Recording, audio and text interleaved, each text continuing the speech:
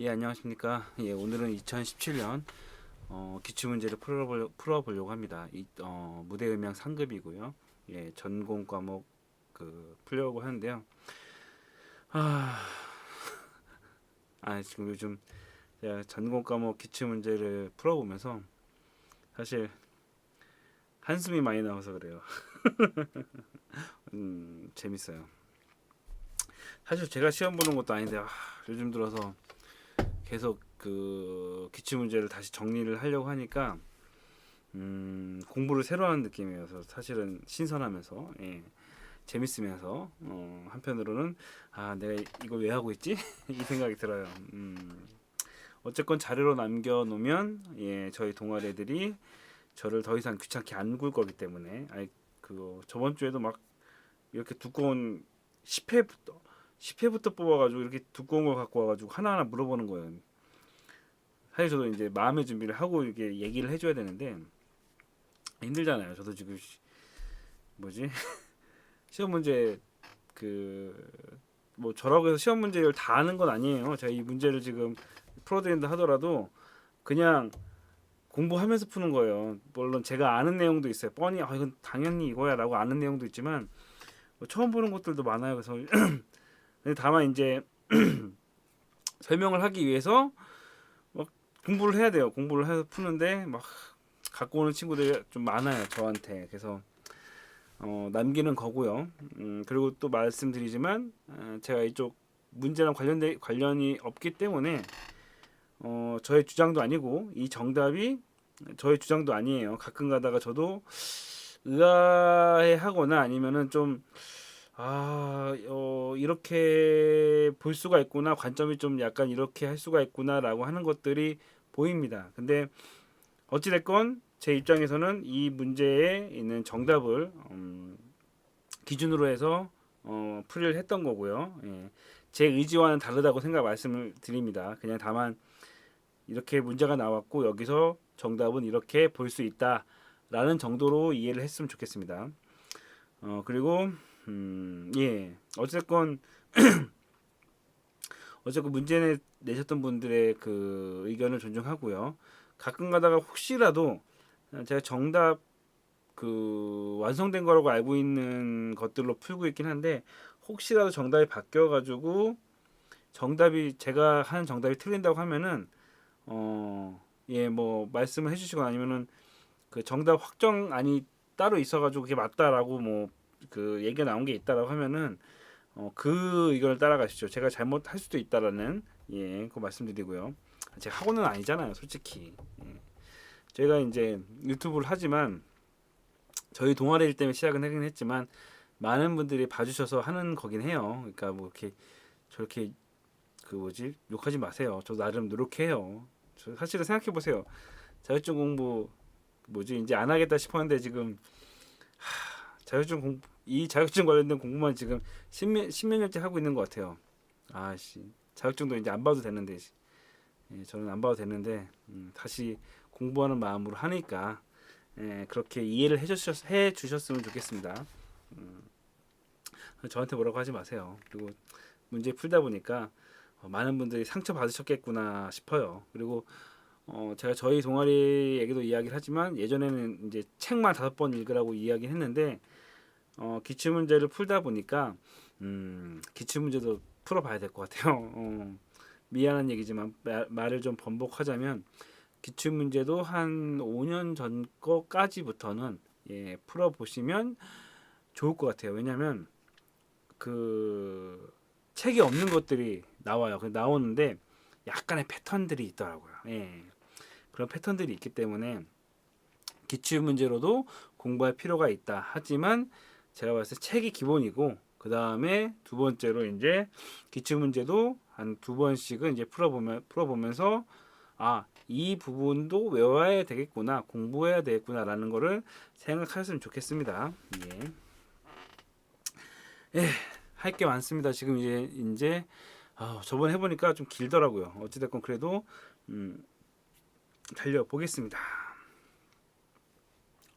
힘들다. 예, 그 저번에 했던 것처럼 예, 숫자를 뭐지 예, 숫자를 표시하면서 할 테니까 보시면서 하세요. 예, 1번 2017년 무대음향 상급입니다.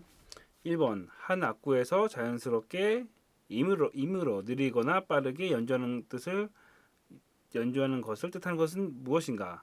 3번입니다. 템포 루바토라고 하는데 이건 뭐 책 보면 나오는 거니까요. 근데 이거 보면서 요런 그 빠르거나 느리게 뭐 점점 빠르게 점점 느리게 옛날에 알았던 그런 용어들을 어 한두 번씩 나오더라고요. 예. 그러면서 느낀 게 이 관련된 부분에 대해서 굉장히 많잖아요. 여러 가지 한번 외워둘 필요가 있겠다. 리스트를 짜서. 예. 이거 보면서 뭐지 몇 번씩 봤던 문제들이긴 해요. 그리고 처음에 별 생각 안 했는데 이 문제를 보면서 이 관련돼서 뭐 본래 빠르기 이거 말고 점점 빠르게 하여간 그 여러 가지 빠르기에 대한 그 용어를 외워 두실 필요가 있다라고 생각됩니다. 뭐 1번은 이제 본래 빠르기고 2번 피움 모소는 이제 보다 빠르게 뭐 3번은 정답이고요. 4번은 그 에드리비티움 이거는 마음대로 네 마음대로 연주해 이런 뭐 그런 뜻입니다.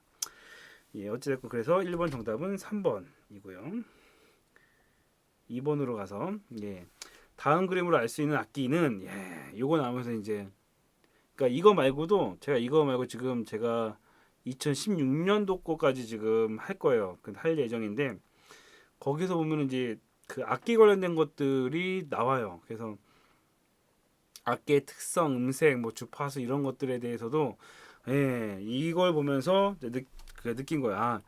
책에서만이 아니라 물론 이게 책에 있었긴 했지만 책에서만이 아니라 이제 음악적인 것도 공부할 필요가 있겠다라는 생각이 들었습니다. 공부할 게 참 많아졌죠. 안타깝긴 하지만 2번 같은 경우는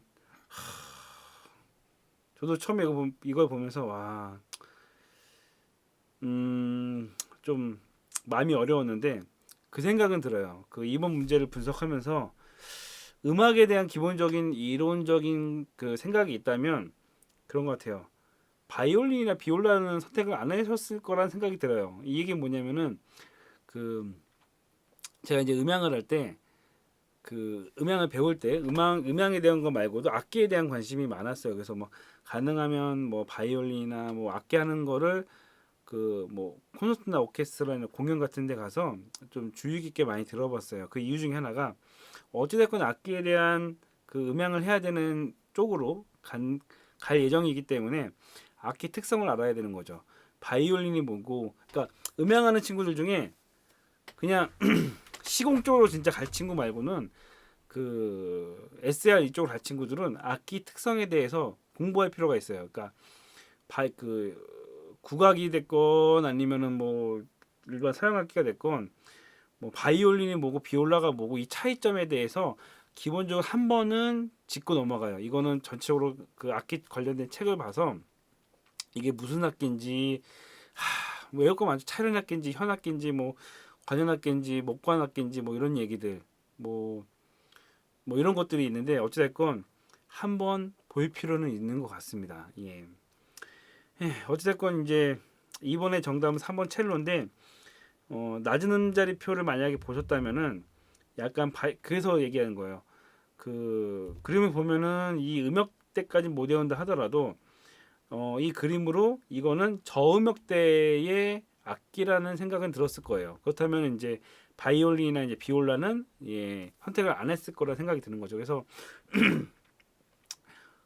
최소한의 음향적인 이론만 있으면 정답까지는 아니더라도 정답이 아닌 것들은 제거해 나가는 거죠. 그런 다음에 최소한 3번이랑 4번 중에 하나를 찍었으면 정답 확률이 더 높아지겠죠. 그런 문제들이 앞으로도 많이 나옵니다. 그렇기 때문에 악기에 대해서 대략적으로 다 외우진 못한다 하더라도 이게 저음대역 악기인지 고음대역 악기인지에 대한 기본적인 것들, 이 악기가 어떻게 생겨먹었는지, 이 악기가 현악기인지 뭐 관악기인지에 대해서 기본적으로 어떤 악기 이름 정도는 예, 외울 필요가 있다라고 예, 생각이 됩니다. 어찌됐건 이번에 정답은 예, 그 저도 이거 봐서 알았어요. 책 보고 예, 첼로더라고요. 예, 첼로였습니다. 잠시만요. 예, 3번. 예, 3번은 뭐 클래식 음악을 대중적으로 편곡한 곡도 포함하며 재즈나 샹송, 가요 작은 규모의 대중성을 띈 대중음악적인 장르는 뭐 이거는 뭐 굳이 뭐 설명 안 해도 되겠죠? 예, 2번 경음악입니다. 아까 제가 그 뭐지? 그 2번 하면서 얘기했던 게 딱 이거네요. 여기서 나오네요.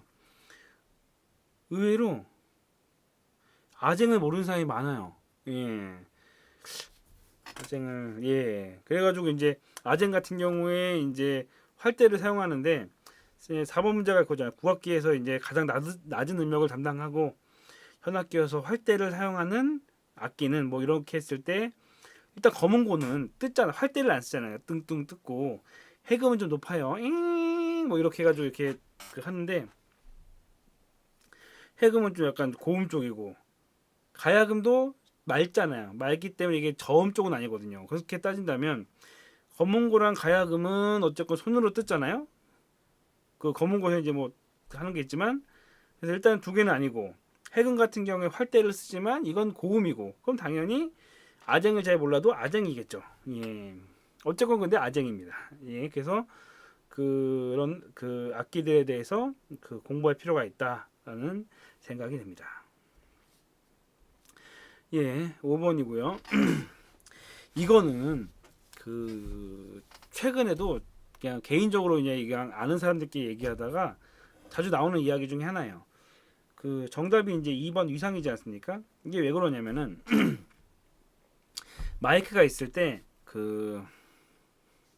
예.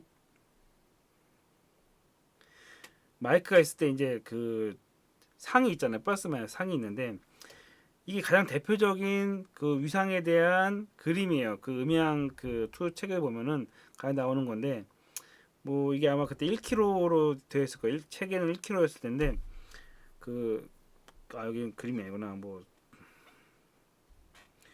뭐 사람이 있는데 그 단상이 있고 마이크가 있는데 소리가 직접 가다가 이게 반사되는 음이 17cm다. 왜 17cm냐? 이제 그 1kg였을 때 34cm에 이제 정반대가 이제 절반이 17이니까 17cm 정도의 그 반사되는 각이 있을 때 위상 반전이 생겨가지고 소리가 이상해진다라고 하는 것들이 실질적으로 가끔 일어나요. 일어나는 현상입니다.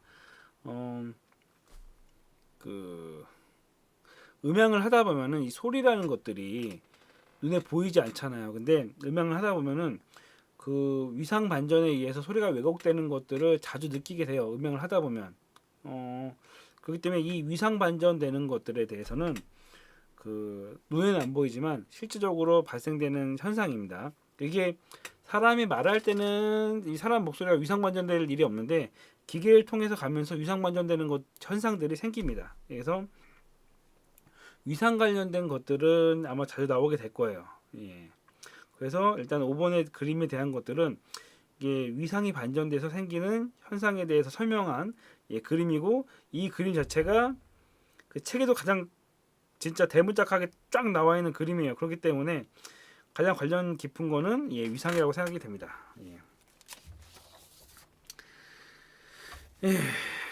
이제 6번이고요.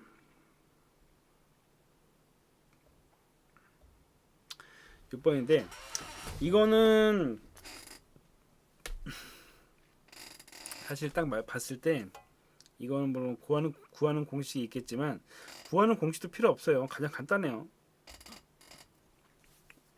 이거 이제 그 사실 8번 문제에도 연관이 될 텐데 역자승의 법칙이라는 게 있어요.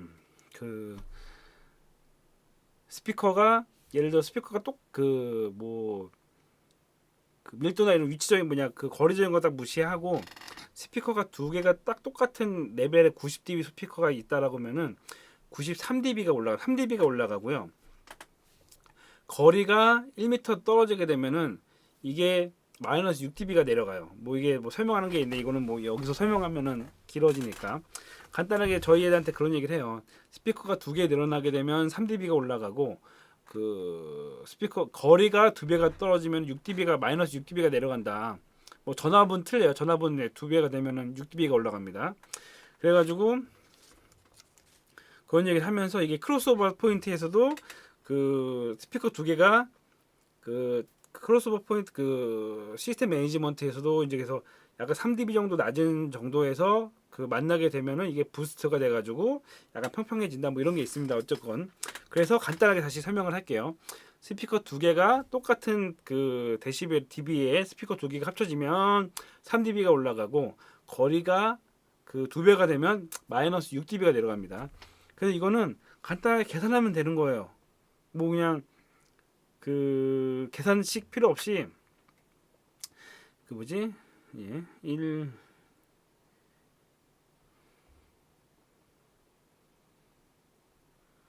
정도 좀 됐나? 예. 간단히 했을 때 처음에 136dB였잖아요. 1m였을 때. 그럼 2m면은 2배잖아요. 2배게 되면은 130m가 130dB가 되겠죠. 그런 다음에 그 이걸 이렇게 하지 말아야겠구나. 잠시만요.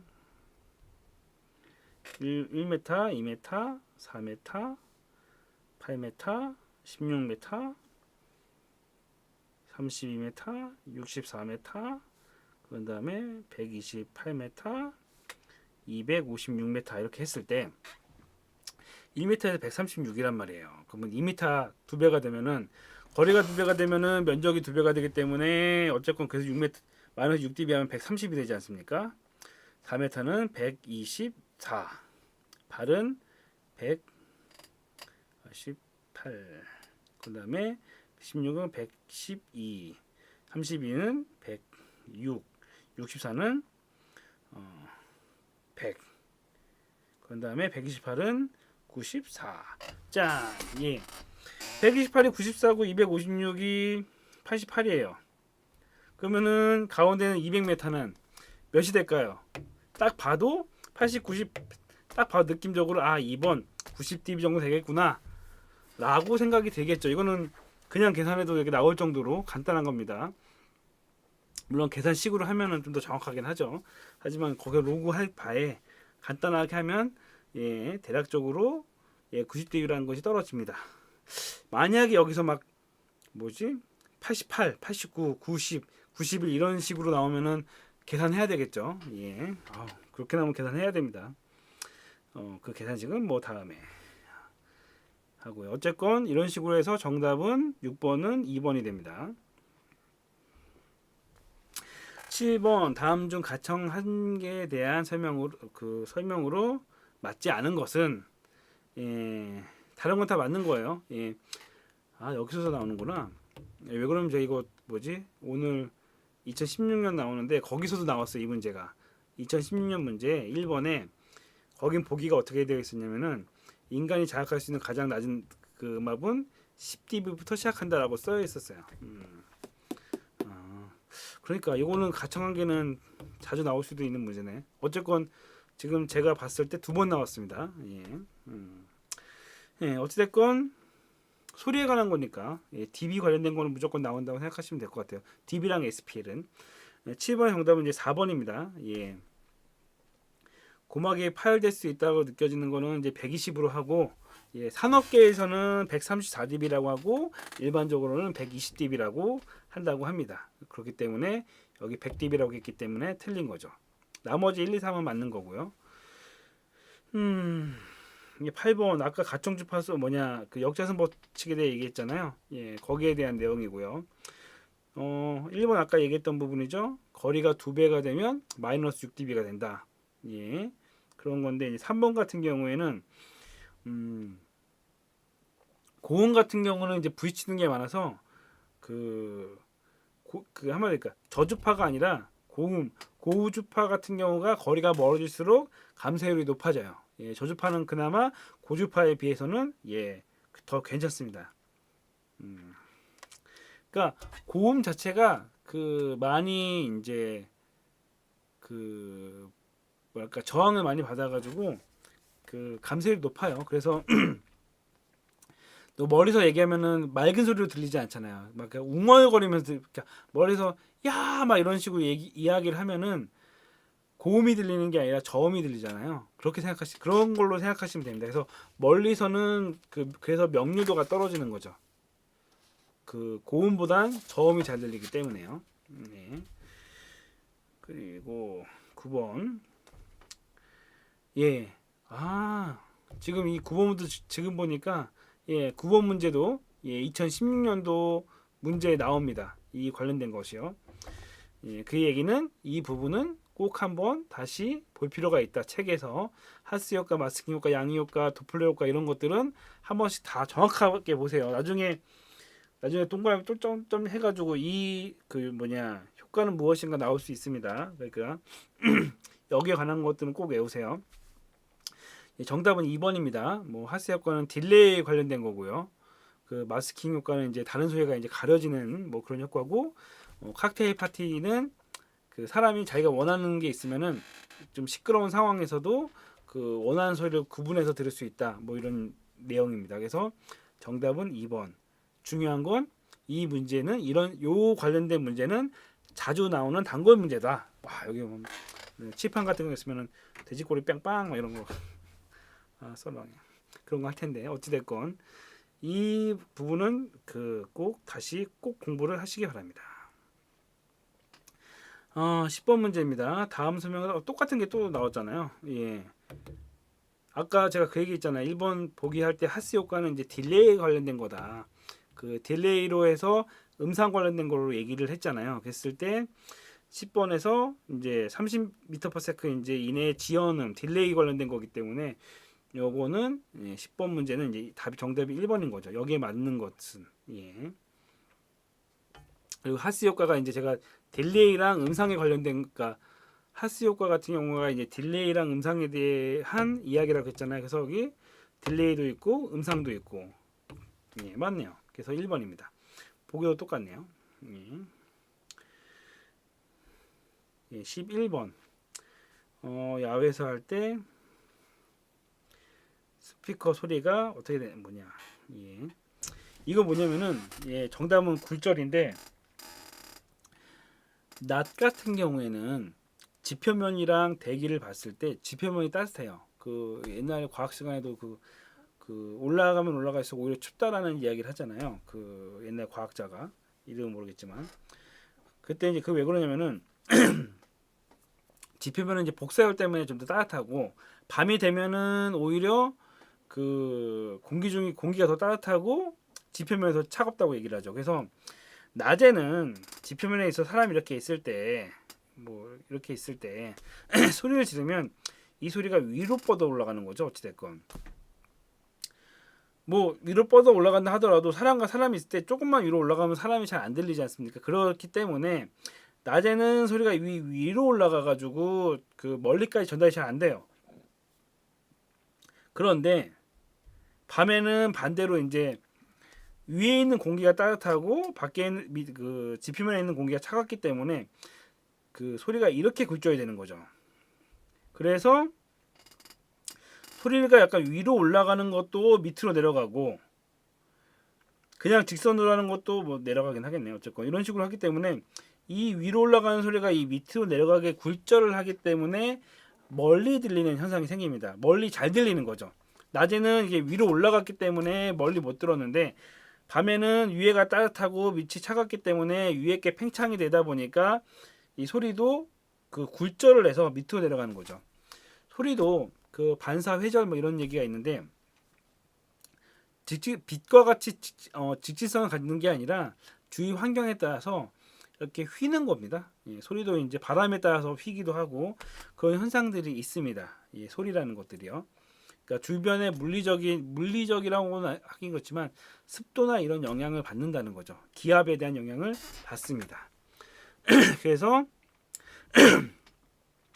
자주 나오는 거긴 하지만 어쨌건 주간보다 야간에 잘 전달되는 성질은 그 굴절에 관련된 내용입니다. 이거는 책에서 나오는 내용이고요.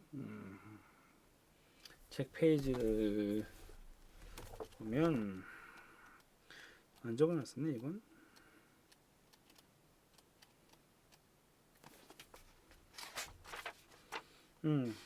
57페이지네요. 57페이지에 나오는 얘기입니다.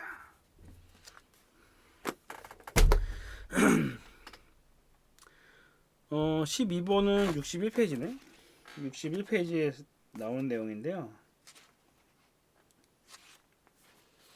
이거는 그냥 그 답이 나오는 거니까. 예. 고마가 이제 소리가 전달되는 막이고요. 예, 귓바퀴는 소리를 모아주는 공간. 웨이도는 이제 소리의 통로라고 합니다. 예, 웨이도 같은 경우는 이제 귀의 통로죠. 와우각이 이제 이거를 청신경으로 그 전달해주는 기관이 이제 와우각이라고 합니다. 예.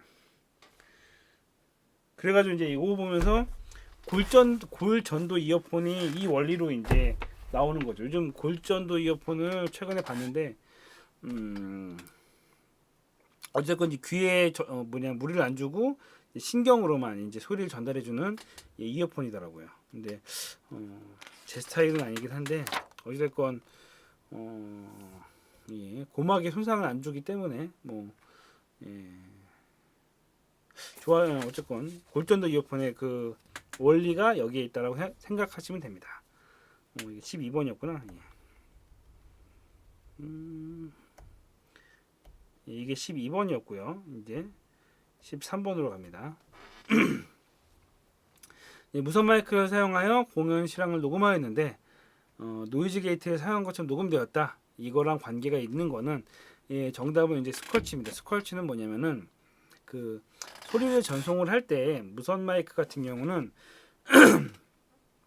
그런 거예요. 이제 그 무선 전송이나 이렇게 충분한 그 전송 속도나 이런 것들을 향상시키기 위해서 한마디로 저역대 불필요하다라고 생각하는 소리 자체를 깎아버리는 기능이 있어요. 스쿼시 값을 수치를 낮추면은 좀 더 많은 소리가 들어가는데 그만큼 이제 전송하는데 이제 많은 양이 가겠죠.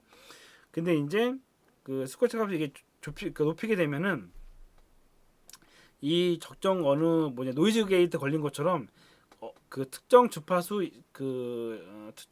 특정 주파수 이하의 소리는 없애버리고 소리를 보내는 거죠. 그러다 보니까 이게 노이즈 게이트랑 똑같은 그 현상을 나타냅니다. 노이즈 게이트가 그래요. 그 다른 게이트랑 틀리게 그냥 딱 정해서 뭐 100Hz 이하를 딱 설정을 하면은 그냥 그 100Hz 이하 자체가 잘리는 거예요. 그냥 일반적인 게이트는 어느 정도 뭐 소리가 이상이 되면은 그냥 게이트 문이 열려서 소리가 다 들어가는 반면 노이즈 게이트 같은 경우는 그냥 깔끔하게 그냥 소리는 무조건 나가긴 나가는데 100Hz 이하 자체를 그냥 잘라버리는 그런 그 이펙터 기계입니다. 어쨌건 그랬을 때 그런 현상과 관계가 있는 거는 예, 1번 스크래치입니다. 뭐 안테나 같은 경우는 뭐 그냥 RF 수신을 받는 거고요. 컴퓨터 같은 경우는 이런 것도 약간 좀 그래 일반적으로 저 같은 경우는 잘 안 썼던 용어인데 예, 컴프레서라고 생각하시면 됩니다. 예, 그 소리를 이제 전송을 할 때 압축했다가 전송해서 다시 이제 증폭하는 걸 이제 컴펜더라고 하더라고요. 컴펜더라고 하더라고요. 입력 감도는 이제 소리의 감도니까 예, 그렇게 생각하시면 되고 정답은 이제 1번입니다. 네, 14번. 벌써 28분. 예, 빨리 갈게요, 그냥. 여긴 약간 함정이 있었어요. 다 맞는 말 같은데 3번 같은 경우에 예, 직류가 아니라 교류입니다. 예, 그래서 옳지 않은 거고요. 예, 1번과 2번의 DBV랑 DBM 같은 경우는 같은 거니까 맞는 겁니다. 그러니까 숫자 같아 보이지만 DBV랑 DBM이랑 같은 거라고 보시면 돼요. 예. 어쨌건 예, 이거는 교류된 직류라고 했기 때문에 3번이 정답입니다. 빨리 갈게요. 아닌가?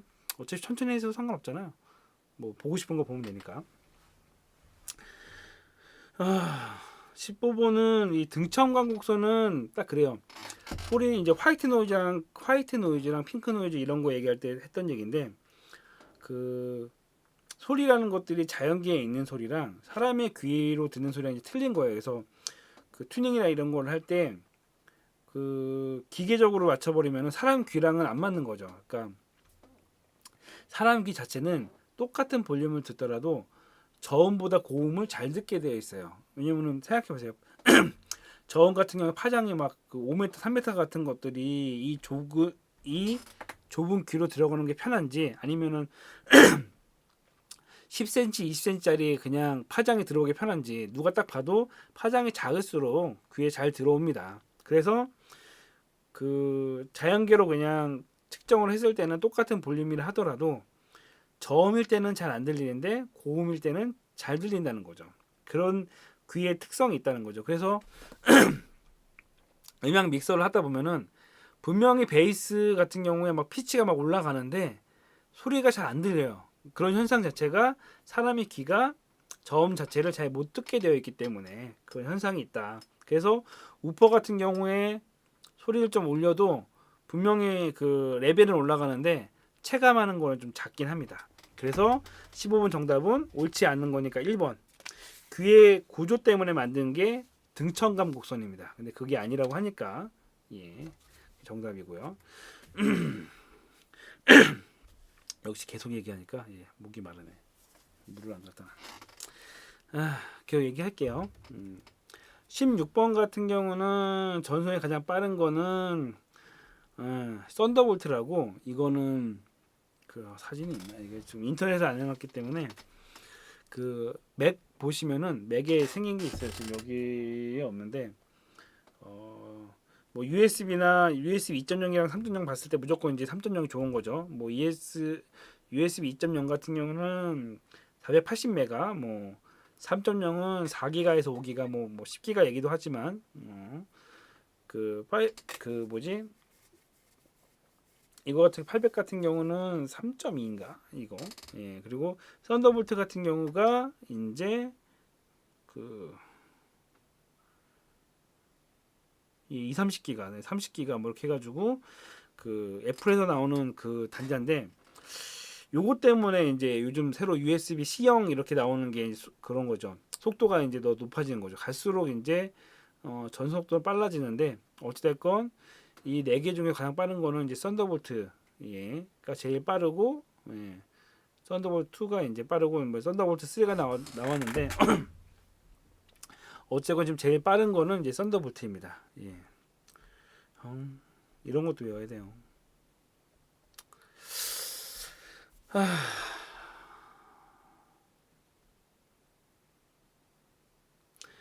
17번 같은 경우는 이제 미약한 D사 신호의 해상도를 향상시켜 양자화 레벨보다 낮은 레벨의 신호를 인식할 수 있는 기술은 디더링입니다. 요거 했을 때 이제 했는데 어쨌건 정답은 1번이고요. 멀티플렉싱은 신호를 두세 개 여러 개를 보내가지고 그걸 복원해가지고 쓰는 게 멀티플렉싱이고 리미팅은 이제 그 컴프랑 리미터랑 뭐 같이 합쳤다고 생각하시면 되고요. 노멀라이징에 대해서는 약간 말들이 많은데 그냥 약간 소리를 약간 부스터 시킨다고 생각하시면 돼요. 예, 낮은 건 약간 높이고 높은 소리는 약간 낮춰가지고 전체적인 그 볼륨을 약간 높이는 거라고 생각하시면 됩니다. 약간 헷갈릴 수 있는데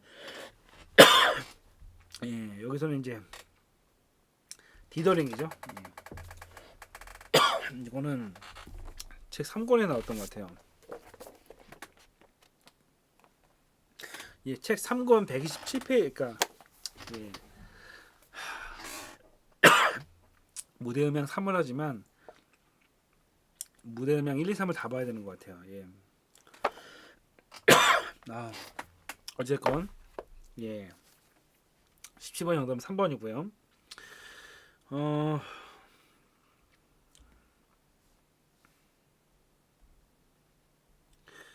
18번 이 거리계수 이것도 2016년에 나왔던 문제인데 일단 거리계수는 2016년에도 똑같은 문제가 있어요. 거기서도 얘기하겠지만 그 일단 기본적으로 거리계수 2016년 문제는 거리계수의 기본이 되는 그 지향성은 어떤 건가예요. 그래서 그러니까 기본적으로는 이제 1번 무지향성이 기본이 돼요. 무지향성으로 거리계수가 기본이고 그 다음에 이제 그 양지향성 같은 경우나 단위지향성 같은 경우가 무지향성의 몇 배 정도 더 거리가 더 멀리 수음할 수 있다 뭐 이런 내용인데 그 아마 여기 가장 이제 그 거리에서 짧은 거는 그 무지향성이 되겠죠.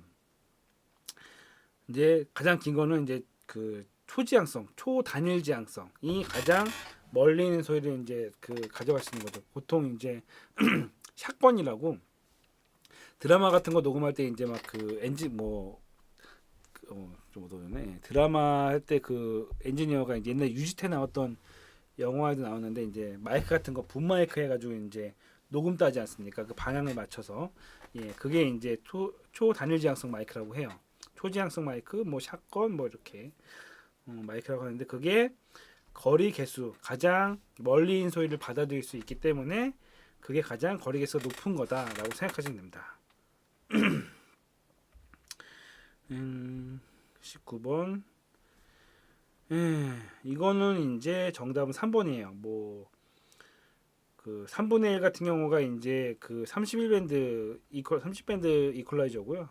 그 3분의 2가 이제 15밴드 이퀄라이저인 거죠. 나머지는 뭐 20이나 64인데 이런 거는 예 거의 없다고 보시고 19번은 이제 3번이라고 생각하시면 됩니다. 20번 이거 같은 경우는 예 가장 관계가 먼 것 이거는 이제 단테죠. 단테는 이제 그 랜선으로 가죠. 이거 같은 경우는 이제 그 콘솔 같은 거 보면은 나중에라도 디지털 콘솔 같은 경우에 가끔 뒤에 단자들이 있는 것들이 있어요. 이제 그 관심도 같아요. 이제 그거 보면은 마디 단자가 이렇게 생겼거든요. 예. 그래서 마디랑 관련이 되고요. 무선 마이크 같은 경우도 안테나, 그러니까 무선 마이크를 직접 연결해 보신 분이라면 당연히 알 문제입니다. 그리고 동축이기 때문에 동축 그 50오hm, 70오hm, 110오hm 케이블을 사용합니다. 그래서 그 가장 관계가 먼 거는 예 2번 단테입니다. 단테는 이런 단자를 안 씁니다. 21번 네. 그 음량 제어기의 파라미터와 관계가 없는 것은 이걸 본 다음에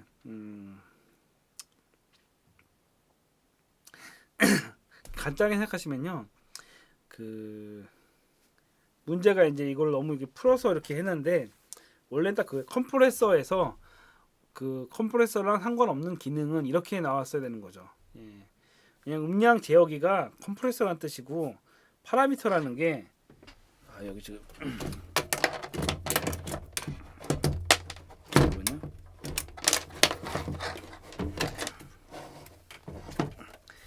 그냥 이게 파라미터라고 생각하시면 돼요. 볼륨 노브 조정해 가지고 변화할 수 있는 요 거를 그냥 파라미터라고 하는데 파라미터라고 하면 돼요. 근데 요거를 이렇게 말 어렵게 해놓은 거예요. 그냥 말 편하게 했으면은 컴프레서에 있는 기능과 관계가 없는 것은 이렇게 했으면 되는 거죠.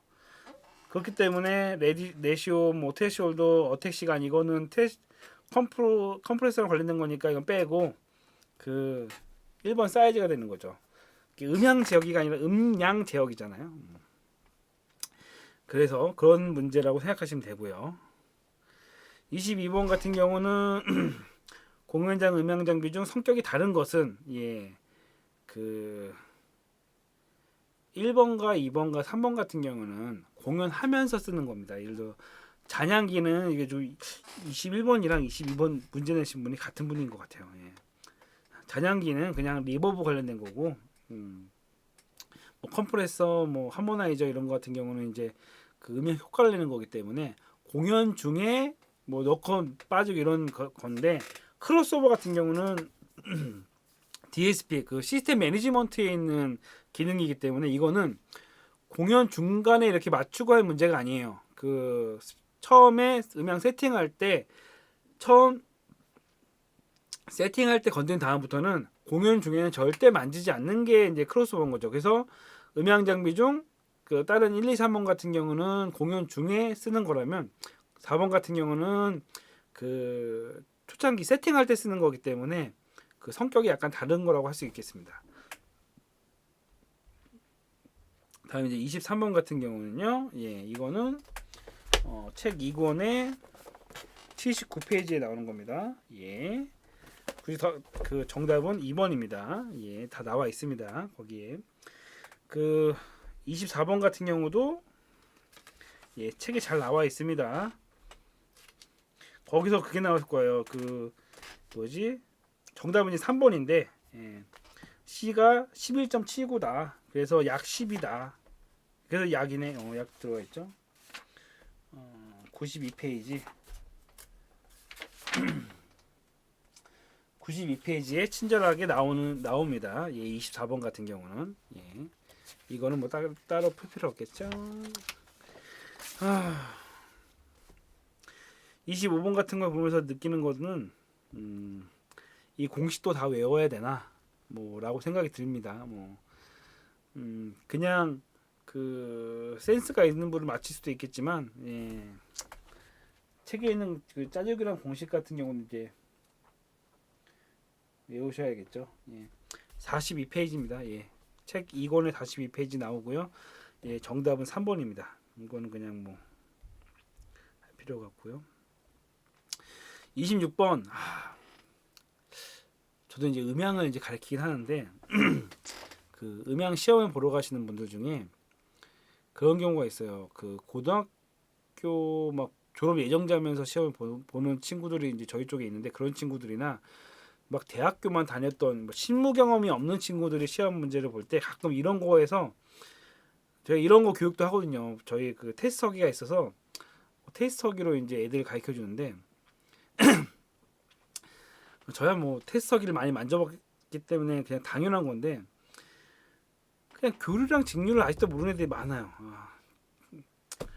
예, 그런 거 볼 때마다 예, 답답하긴 한데 어쨌건 이건 테스트서기에 쓰면 바로 알 수 있는 겁니다. 뭐 이거는 뭐 전압 알 수 있는 거죠. 전압 DC, AC 그 교류 직류 전압 알 수 있고요. 전류 알 수 있고요. 저항 옴값 있고요. 그런 다음에 제가 가장 많이 쓰는 것 중에 하지만 이제 두 개 여기 빨간 거랑 검은 거 이렇게 딱 했을 때 삐 소리 나는 거 있잖아요. 테스트서기가 없네. 해가지고 이게 장비가 연결되는지 안 연결되는지 뭐 이건 조명에서도 많이 쓰죠. 뭐 램프가 그 끊어졌는지 안 끊어졌는지 뭐 우리가 저희 같은 경우는 퓨즈가 나갔는지 안 나갔는지 그 케이블 같은 경우는 이제 납땜한 다음에 두 개가 연결되는지 안 되는지 그 다른 거랑 이제 붙었는지 안 붙었는지 이거 확인할 때 저항까지 저항 말고 이제 그 확인도 하고요. 여기서 이제 확인이 안 되는 게 음압 같은 거죠. 음압 같은 경우는 이제 다른 그 소리 측정하는 걸로 해야 되겠죠. 이건 전기 관련된 거기 때문에 예, 1, 2, 3번은 측정할 수 있지만 4번 음압은 측정할 수가 없습니다. 음압 같은 경우는 뭐 마이크가 있는 장비에 써야겠죠. 그래서 뭐 스마트 프로그램을 쓰던가 뭐 어쨌건 그런 장비로 할 수 있습니다. 예. 27번 같은 경우는 그 구조에 대한 설명인데요. 이거는 뭐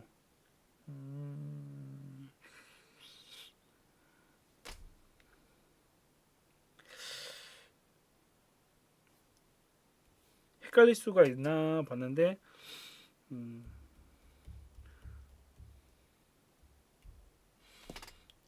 그러게요. 모르면 헷갈릴 수도 있겠네요. 예. 무대명 2 146페이지에 나옵니다. 예, 정답은 4번입니다. 예.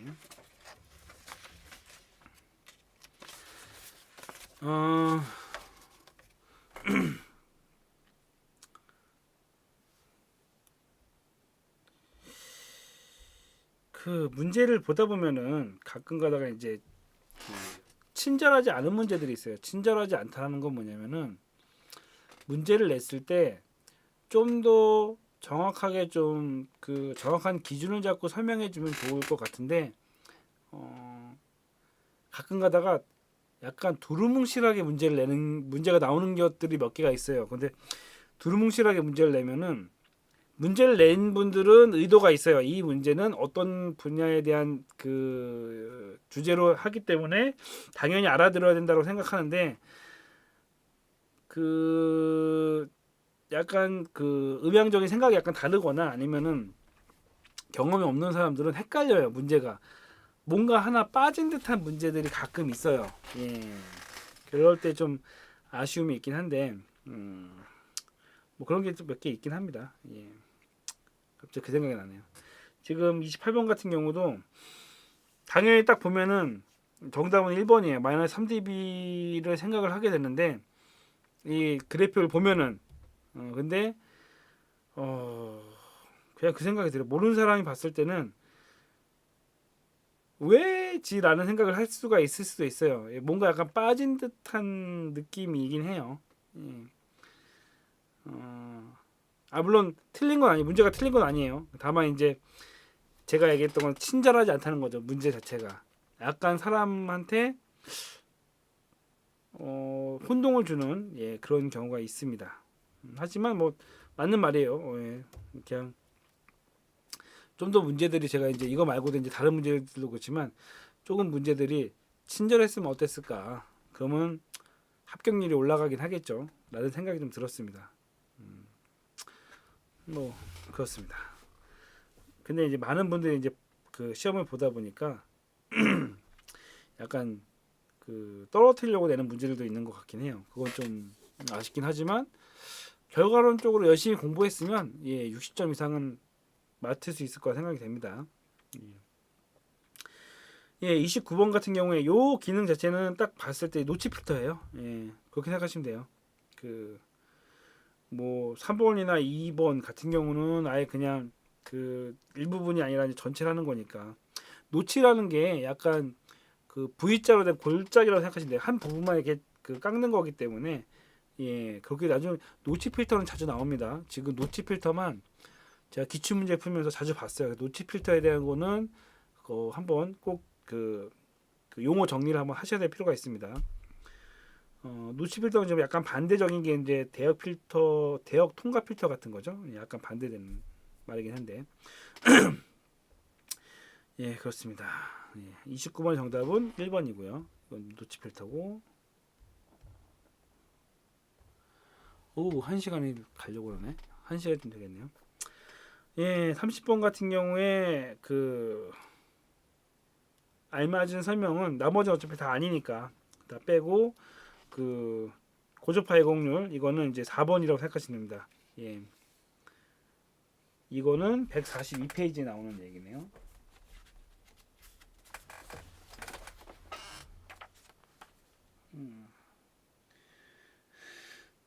고조파 예공률 관한 겁니다.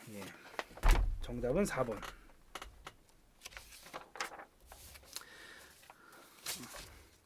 31번 같은 경우에 이거는 그 브릿지 모델에서 당연히 알면은 당연히 알 수밖에 없는 정답은 4번인 거죠.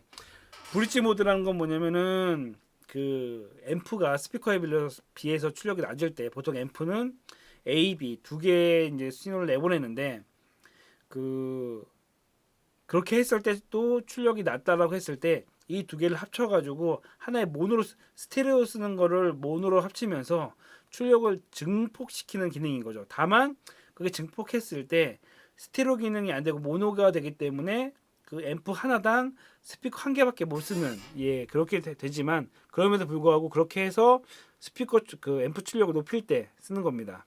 그래서 1번과 2번이 맞는 거죠. 모노로 작동이 되고 스테레오에서 모노로 작동되는 게 맞는 얘기고요. 2번 출력이 커진다는 게 맞는 거죠. 이제 BTA라고 했을 때 BTA를 못 들으신 분들이 많으실 거예요. 저도 책을 보고 다시 정리를 했어요. 그래서 3번이 약간 헷갈릴 수도 있지만 어쨌건 4번은 아니거든요. 여러 대의 스피커에 쓰려고 한 게 아니라 그 여러 대의 스피커 쓰려고 했으면은 그냥 스테레오로 두 개 썼겠죠. 하나의 스피커의 출력을 높이기 위해서 했기 때문에 4번은 관계가 가장 먼 거기 때문에 3번이 약간 헷갈렸다 하더라도 4번이 정답인 거죠. 가장 먼 거니까 31번 적었어야 되는구나. 32번 같은 경우는 이거 그 2016년도 문제도 나왔어요. 그래서 그 A, B, C 이 구간에 대해서 이 그림 같은 경우는 32번 그림은 꼭 외우세요. 이거는 지금 제가 봤을 때 2번 나왔기 때문에 또 나올 가능성이 가장 큽니다. 그리고 지금 33번 같은 경우도 33번도 2016년에 나왔어요. 이 문제도 그 녹음 방식부터 해가지고 녹음 방식에 맞는 것은 이게 나왔어요. 정답은 이제 2번입니다. 2번이 맞고 다른 것들은 뭐 1번 같은 경우는 이제 캡슐 간격이 20cm가 아니라 30cm고 3번 같은 경우는 이제 시간차랑 음량차가 반대입니다. 반대로 생각하시면 돼요. 소리 도달의 음량차에 의해서 뭐 시간차가 형성된다는 것. 4번 같은 경우는 뭔가 복잡한데 어쨌건 이건 아니에요. 그래서 33번은 2번이 정답이다. 이렇게만 봐도 이제 외울 게 참 많죠. 34번. 다음 중 이제 평면도를 보고 알 수 없는 것은 그 무대의 경사도가 기본적으로 여기서 헷갈릴 거는 2번이랑 4번은 그 확실히 이제 맞는 거죠. 근데 1번은 약간 헷갈릴 수도 있겠다라는 생각이 들어요. 근데 그 평면도를 이제 다시 잘 보면은 경사에 관한 것도 있으니까 경사도에 대한 것도 있습니다. 그래서 이게 그 경사도가 뭐 4분의 1이냐 5분의 1 이런 경사도에 대한 수치가 평면도에 있습니다. 그렇기 때문에 1번도 맞는 얘기고 평면도에서는 그리드까지의 높이를 절대 이제 그 있지 않고 이건 단면도를 통해서 알 수 있는 거죠. 그래서 3번은 아닌 거죠. 평면도는 이제 그 절반을 1m를 잘라서 그 1m를 보는 것이 이제 평면도니까. 어쨌건 34번은 3번. 35번 같은 경우는 그 이거는 제가 잘 봤는데 정답은 1번이에요. 35번 정답은 1번인데 그 가끔 문제가 나왔을 때 그런 게 있어요. 문제에서 보기를 보면은 세 개가 같은 그 틀린 거 이런 거 하는 게 아니라면은 세 개가 같은 부분에 대한 그 이야기 하는 게 있어요. 뭐 여기도 지금 뭐 상부 구조에 대한 정보, 뭐 어디에 대한 정보, 뭐 어디에 대한 정보 그라고 봤을 때 그 2, 3, 4번이 사실 같은 내용을 같은 맥락을 이야기하는 경우 하고 있거든요. 그러다 보니까 2, 3, 4번이 같은 내용에서 도면에 대한 극장 설비 도면에 대한 여러 가지 정보 같은 것들이 포함되어야 된다라는 것이랑 1번이랑은 약간 좀 생뚱맞기 때문에 약간 다른 내용인 거죠. 그래서 정답이 1번이기도 하고 1번입니다. 그래서 뭐 또 하나 얘기하자면은 저야 지금 문제 정답을 알고 이제 분석을 하니까 이렇게 얘기하는 건데 실제로 뭐 문제 풀면은 푸는 입장에서는 헷갈리죠. 이것도 함정 같고 저것도 함정 같고. 어쨌건 그 드리는 말씀 중에 하나는 잘 찍으시기 바랍니다. 뭐 더 있겠습니까? 36번 같은 경우는 이제 매트릭스입니다. 매트릭스 같은 경우는 이걸 써보신 분들은 당연히 아시는 거예요. 매트릭스로 나가는 거는 그룹이랑 그 LR 그리고 모노 딱 그렇게 세 가지가 보통 나갑니다. 그래서 정답이 이제 2번입니다. 버스 그래서 뭐 이게 매트릭스가 의외로 소리가 약간 좀 작아요. 그래서 버스 같은 경우도 많이 올려야 돼요. 그래서 그래야지 소리가 이제 나가게 됩니다. 거의 다 왔는데 37번 접지에 관한 것도 자주 문제가 나오는 단골 메뉴이기 때문에 그라운드로부터 시작해서 접지에 관해서는 뭐 그 신호 접지 뭐 그 샤시 접지 이런 것들에 대해서는 한 번씩 다 그 정리를 해둘 필요가 있습니다. 정답은 이제 4번이고요. 4번은 이제 지표 접지가 아니라 케이스나 이런 것들에 그러니까 케이블 이런 거에 대한 것들이 이제 신호 접지고 지금 4번 같은 경우는 이제 셰시 접지고 지표 접지 같은 경우가 이제 전기 관련된 거가 이제 지표 접지입니다. 전기에 대한 바로 그 접지하는 건 이제 지표 접지고 그 변압기의 케이스 이게 약간 좀 함정 같아요. 변압기 하니까 변압기니까 당연히 지표라고 생각할 수 있는데 변압기의 케이스입니다. 케이스 뭐 분할 패널 이런 거에 관련된 거기 때문에 실시 접지가 맞습니다. 예. 그래서 37번은 4번이 되는 거죠.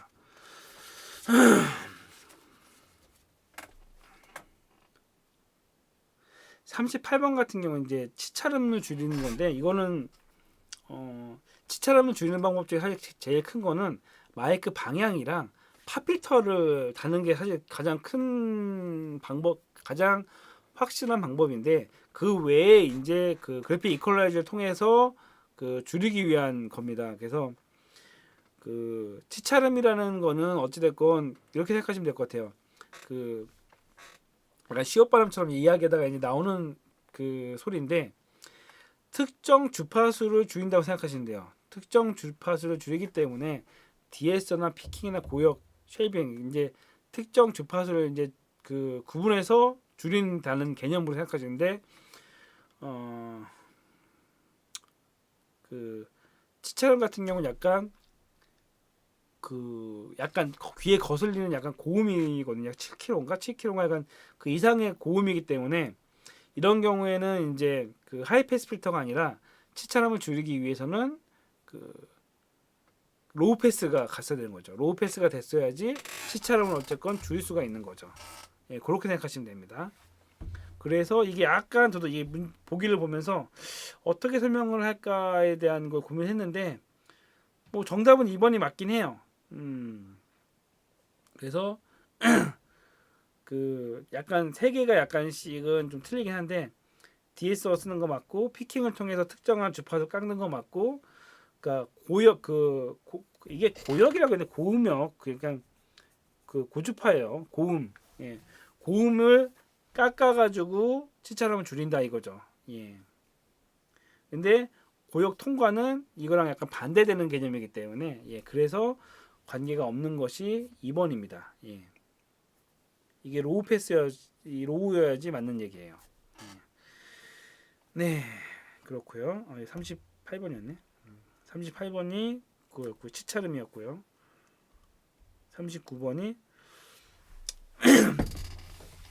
그 여기서 지금 약간 좀 그 헷갈릴 필요가 없는 게 문제를 잘 보면은 그 손실을 최소화하는 거예요. 그러니까 이게 어떤 게 출력이 세다가 아니라 손실을 최소화한다는 건 뭐냐면은 두 개의 이제 임피던스가 있을 때 그 임피던스랑 이제 입출력이 있을 때 그냥 임피던스가 같으면 그 최소한 그 손실이 최소가 되는 무조건 같으면 어떤 게 물론 그 출력이 크면은 그 충분히 갈 수는 있겠죠. 하지만 여기서 얘기하는 거는 그 효율성, 그러니까 손실을 최소화한다는 개념이 그 기준이기 때문에 어떤 게 소리가 좋냐라고 말했을 때는 다른 게 정답이겠죠. 하지만 여기에서 문제는 전력 손실이 최소화되는 거기 때문에 2번이 정답입니다.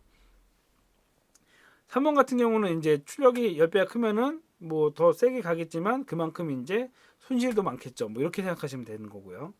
그래서 문제에 맞는 정답은 이제 2번이 됩니다. 예, 마지막 이제 40번 같은 경우는 예. 이거는 그냥 그 거둬주는 문제입니다. 이거는 고민할 필요가 없는 문제예요. 정답이 4번인 거죠. 1번, 2번, 3번 같은 경우는 이제 아날로그 그 커넥터고 4번 같은 경우는 이제 미디 할 때 쓰는 겁니다. 미디 그 뭐 여기 있나? USB로 빼놓구나. 네. 미디 작업할 때 쓰는 단자인데 사실 저는 이 단자를 한 번도 쓴 적 없지만 예, 항상 외우고는 있죠. 미디 단자입니다. 예. 어찌됐건 1시간 동안 딱 1시간이네. 예. 이번 주가 접수 기간입니다. 예, 이번 주가 접수 기간인데 그 2017년도 관련된 거였고요. 이번 주 어쨌건 접수 기간이기 때문에 꼭 그런 애들 그 금요일까지인가 뭐 지금 날짜 다시 봐야 되겠지만 꼭 마지막 날 아직 오는 시간이 있으니까 좀 이따가 해야지 집에 가서 해야지 이런 분들이 있어요. 근데 10명 중에 1명 정도가 그러다가 접수 못하는 사람 많습니다. 제가 아는 친구들 중에 접수해야 되는데 접수하는 거 까먹고 당일날 이제 부모님한테 시험 본다라는 얘기는 했기 때문에 말은 못하고 시험 보는 날 그냥 아침에 시험 보는 것처럼 나가가지고 시간대 오다가 들어간 친구도 있고요. 접수할 때 6시까지 접수인데 막 5시 넘어가지고 이제 해야지 장난치다가 컴퓨터 에러 나가지고 접수 못한 친구도 있고 여러 가지예요. 시험 못 본 친구, 시험을 봐서 떨어진 친구도 있지만 시험 접수를 깜빡하고 못해서 시험을 못 본 친구들이 의외로 많아요. 예, 그렇기 때문에 시험을 본다라고 결정을 하시면 그냥 그 접수 미루지 말고 지금 당장 그냥 접수를 하세요. 시험 접수를 이렇게 좀 이따 해야지, 집에 가서 해야지 이런 거 하지 말아요. 집에 가서 딴짓 하다가 꼭 까먹어요. 지금부터라도 이게 1년에 한 번밖에 없는 시험이다 보니까 못 보시면 손해예요. 그냥 내가 몰라도 사실은 음향을 모르는 사람 10명 갖다 놓고 시험 봐도 그중에 한 명은 운 좋아가지고 붙을 거예요. 찍기 잘해가지고. 그런 운이라고 생각을 한다면은 나 음향 공부 못했어요. 그렇기 때문에 안 볼래, 이런 얘기를 하지 마세요. 제가 시험을 지금 자격증을 1급을 갖고 있긴 하지만 제가 진짜 한 1, 2년만 좀 더 자격증을 빨리 땄으면 제 연봉이 틀렸을 거예요. 너무 틀렸을 것 같아서 제 경험상 너무 아쉬웠었기 때문에 좀 얘기를 하는 겁니다. 그러니까 시험 접수 꼭 하시고요. 합격하시기 위해 많이 노력하세요. 자격증이 있는 거랑 없는 거랑 틀려요. 저도 이제 아는 후배들 좋은 자리 있다고 소개를 시켜주려고 하더라도 자격증이 없으면 일단은 기본적으로 할 말이 없는 거죠. 근데 그게 1년에 한 번밖에 안 되기 때문에 오래 못 따면 1년 동안 그냥 자격증이 없는 거예요. 물론 학생이면은 조금 여유가 있을 수 있는데 어찌됐건 직장 학교를 졸업한 상황에서는 진짜 자격증이 있는 거랑 없는 거랑 급여가 틀려요. 알바 급여도 틀리고 다 틀려요. 그렇기 때문에 내가 공부 못했어 이런 거 하지 말고 최소한 실기는 그렇다 치더라도 최소한 필기는 노력하면 붙는다고 생각됩니다. 그냥 음향에 대한 여러 가지 지식이 없어도 노력하면 붙는다고 생각이 되기 때문에 노력하시기 바랍니다. 예. 저도 그거 겪었고 수많은 사람들이 다 겪었습니다. 어찌됐건 성공하시길 바라고요. 예. 저희 동아리 애들도 이거 해놨으니까 물어보지 마요. 여기 다 영상에 있는 거 봐. 힘들었어. 예, 어찌됐건 긴 시간이었고요. 예, 그냥 이상 마치겠습니다. 수고하세요.